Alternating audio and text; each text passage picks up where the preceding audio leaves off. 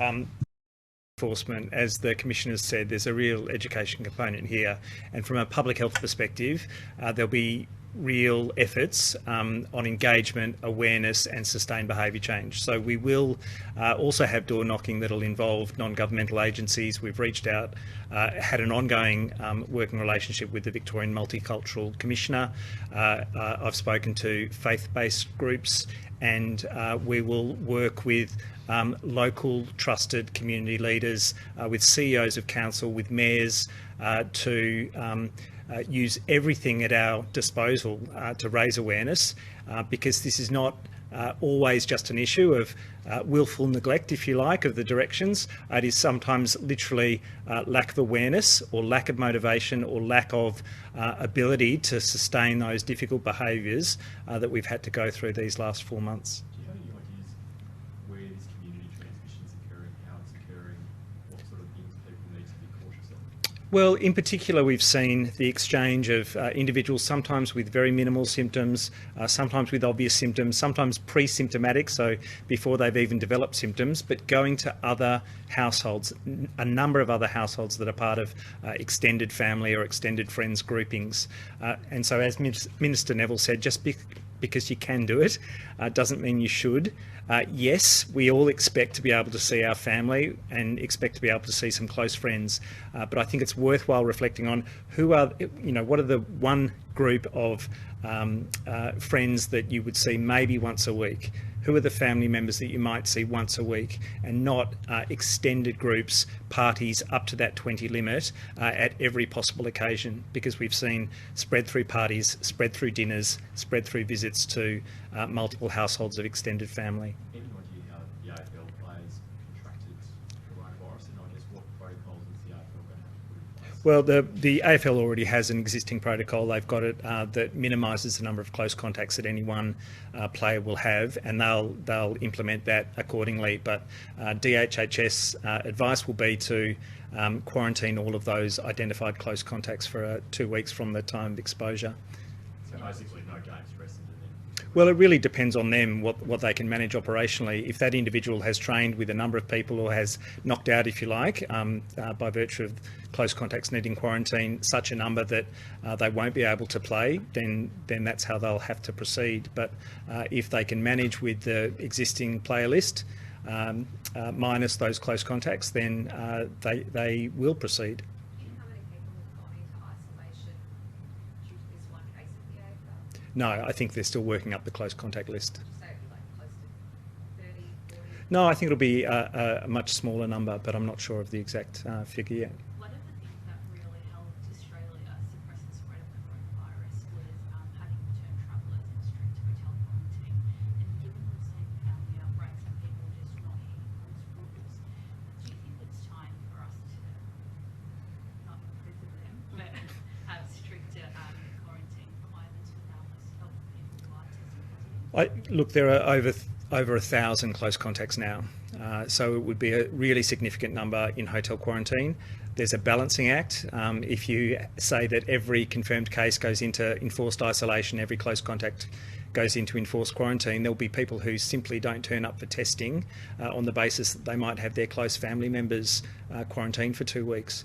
And so we have to go at this with some nuance and a sensible approach that's sustainable. So there are daily checks by telephone for cases who are confirmed, and there are daily checks for those in quarantine, and there will be those additional police checks for those who are in quarantine. If we need to step that up because we see that breaches of quarantine or isolation are an issue, then we'll do that. But I don't think that taking a heavy hand will necessarily serve us well, because we'll find people are not willing to come forward for testing, and we really need everyone who's got symptoms that are compatible with coronavirus to come forward. Given we've had, 100 cases now in the past 5 days, do you have the capacity in the contract tracing centre to be able to keep on top of these numbers, or are you getting to your limit? We're working very hard. The contact tracing team has come in on days off. They are working extended hours. It's really 24/7 operation. So the numbers are large, but it's absolutely within our capacity. But the reason why we are pushing the messages about what we need to do to restrict transmission.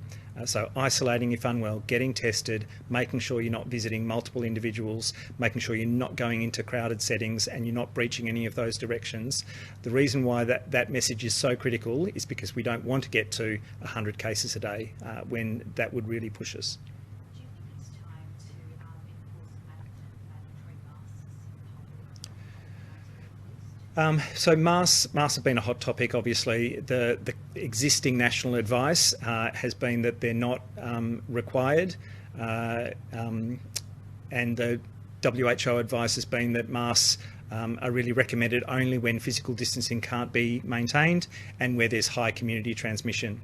But I remain open to the idea. I think we have to bear in mind that we will do whatever is required that might help to turn things around in Victoria, because we need to get to a point where we're driving numbers back down to zero. So I'll raise the issue with my AHPPC colleagues. I'm on the phone to them shortly, and I'll raise it as a consideration for Victoria. So I remain open to the idea. Given that we're having increased cases of community transmission, I guess how important, I know you said you'll be raising it, but how important do you think is that mandation of masks? I don't know that it'll be a game changer in Victoria. I think one of the reasons why it's not been recommended is because people can have a false sense of security, but also because we've got very low levels of transmission. People wear them outside where the risk is much lower, but wouldn't wear them with their own family, wouldn't wear them going to extended family meetings. So will that turn the transmission around, wearing a mask outside and then taking it off and seeing multiple other extended family members? No, I don't think so. And so we have to think about what it would actually do to that got affected. Is there a case in there of a teacher There's a case in a teacher. We don't know how that teacher has acquired it, but as we do for all schools, we'll look at the close contacts of that teacher. It probably means that there'll be a class in quarantine for that 2-week period, but we'll always do the investigation as to where that individual might have acquired it. And it's often in the household setting. For students, for teachers, we find that they picked it up through settings outside of school almost overwhelmingly. So you're not concerned if this is a case of a teacher getting it off one of their students? Well, we'll have to investigate, but we have. Yeah.